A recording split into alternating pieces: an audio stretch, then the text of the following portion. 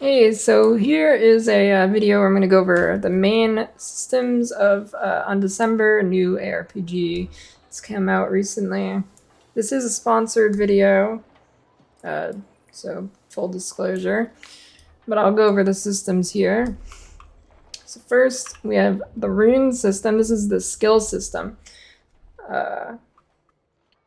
So you can do a lot of different things here. You have your main skill, and then you link it to the support runes. You can get up to 6 links on each skill, and then you can link with things like additional poison damage, since I'm a poison DOT build, very popular build, Toxic Flame. DOT multi-shots as my projectiles, and just give more damage, penetration, make it do more damage against elite monsters. And then you can link your movement skills and your buffs too, and things like that. And at the top, you get these rune stones. What the rune stones do is highlights a spot on your skill tree or rune thingy here, and where it highlights that spot, I'll give it a buff. So this one gives +1 rune level, and then it has a certain roll on it. This one doesn't help me, but it gives a random roll, and it might help you, might not. And then you place your rune in that one, and it gives it an extra level, and it'll, whatever this bonus is, it'll give you the bonus if it was applicable, which here it is not. So yeah, there's special runes, which are cannot just be bought. A lot of the runes, like there's a good base of runes you can just buy here. But there's special ones, which I can show you here in the rune compendium thing. There's synthesized runes, which I will go over in a second, how you get those, or the system that goes into those. They're special runes, like, for example, poison penetration right here. The only way you can get them is if you go to your alchemy table, alchemy desk. Oh, well, I'm synthesizing something right now, so I can't show you, but you go in there, and then you can synthesize, you can put 3 random supports in, and then it can give you a different one, and it can give you some special ones, like poison penetration. You're not able to buy these or anything. It is through that only. And then there's some other special ones you can get in different ways. So the skill system in this game, there's no classes. It's a classless system, right? So no defined classes. You have this Zodiac skill tree. It's basically you get a bunch of different traits, and then you can choose your different traits for your respective build you're going. And then just goes 1. Once you have a certain amount of points in 1, it unlocks 2, then 3, 4, etc. And then there's also special ones that unlock, which gives you a limited amount of points you can put into them. Specialization trees, and then they give you like a little bit of extra buffs. They have cool little keystone Zodiac skills here. Acceleration, like this one gives me permanent cast speed, move speed, and stuff like that. And you get a few different ones. They're a little bit more interesting than the other ones on the tree here. So the crafting system in this game, the game doesn't drop a ton of loot. It does drop loot, rather, it doesn't drop much straight out gear.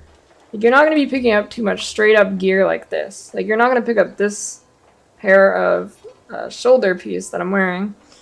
You won't really pick up that kind of item too much. They do drop. It's not very often. What you usually do is you craft your own gear. And you do it via items like these. The upgrade essences. So you take your items you pick up off the ground, or you can buy them from the vendor. Here he has a list of stuff. You have to find the jewelry yourself though. Here you go here, and then right now it's a normal item.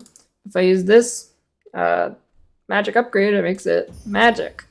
So there, see it got 3 affix slots here. It doesn't always get 3. And then you can see the tier of the mod here. So it's trying to tell me there. These will re-roll all the mods, have a chance to give you however many. This one will add 1, and then you can upgrade it to, I need my stash, get that. And then once you get some mods you like on the magic, then you can upgrade it to rare. Or you could just get a rare one, and then re-roll all of them at once, like that. Here you can use this, make it normal again. You have one of them that will make it either magic, rare, or unique if you get lucky. Then there's a cool one called Magic Fixed Essence. So what this one does is lets you choose, you get to choose 1 mod that it gets, guaranteed, and then it rolls the rest of them randomly. So I'll just choose Kill XP. There you see it got that, and then roll some other things, make it like that. There you go. That is that in a nutshell. You can add another mod like this. I'm not going to do it because they're kind of rare. This will remove 1 random option. You can change the quality. You can get like suffix removal or prefix removal. And there's some influence stuff, or it's called authority. Adds a special modifier to the item.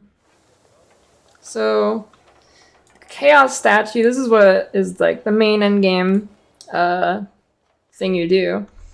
It's the chaos dungeons. So you get these cards that you can put in, and then they'll have random mods. These ones are blue, so it's unidentified, but these white ones won't have any mods. Special modifiers make them harder.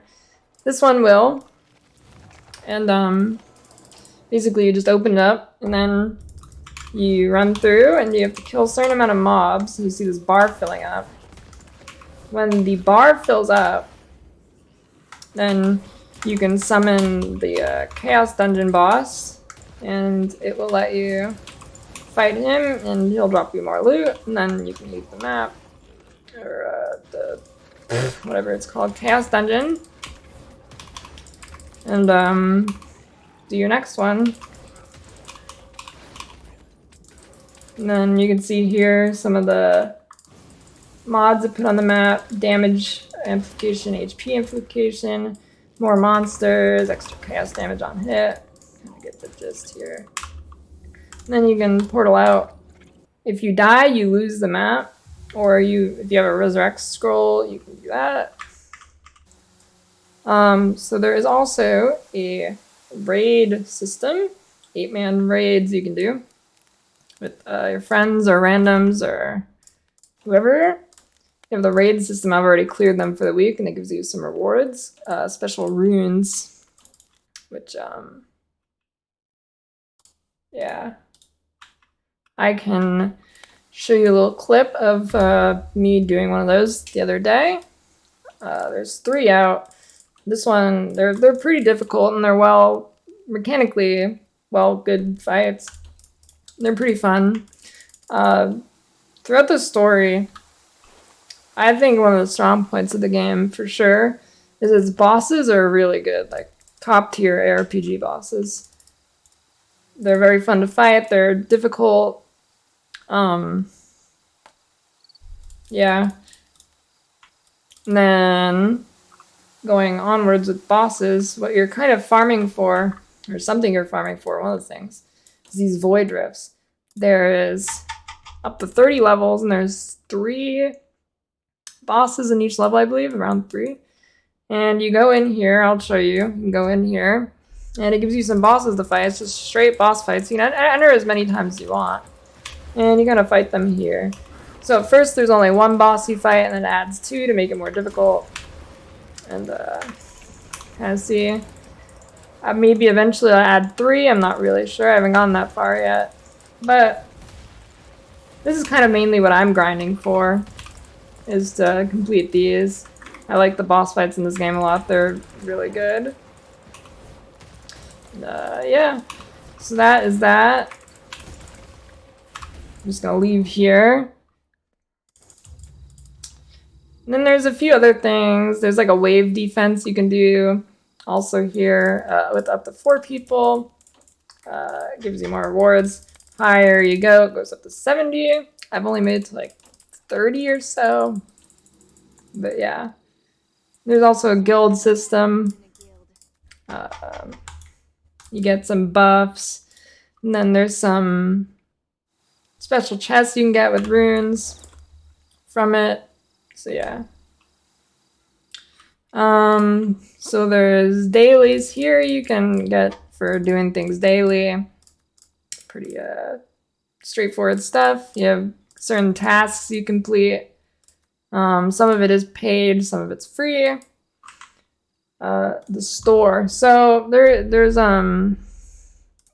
you can pretty much buy whatever you want to buy in the store. You can buy links to link your gems or whatever. You can